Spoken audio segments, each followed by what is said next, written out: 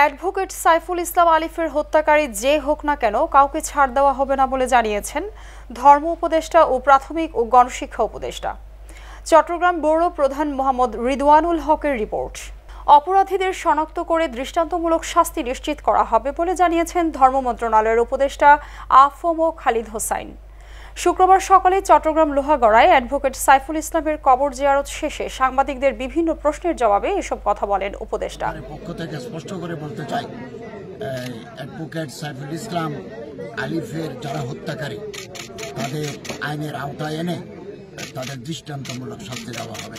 সেটা ব্যক্তি হোক, সংগঠন হোক, তদন্ত চলছে এবং ফুটেজ আছে, ভিডিও ফুটেজ আছে। ফুটেজের মাধ্যমে আমাদের চৌকস এবং intelligence agencies, law enforcement agencies তারা কাজ করে যাচ্ছেন এবং দোষী যে প্রমাণিত হবে আমরা তাকে আইনের আওতায় এনে দৃষ্টান্তমূলক শাস্তি বিধান করব।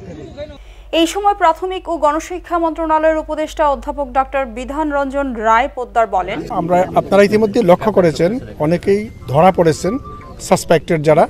সুতরাং আমরা সরকারের পক্ষ থেকে কঠোর যে এই বিষয়টার একটা সুষ্ঠু তদন্ত হয়ে সুষ্ঠু বিচার হবে এবং উপযুক্ত শাস্তি পাবে, এ বিষয়ে সবাই নিশ্চিত থাকতে পারেন।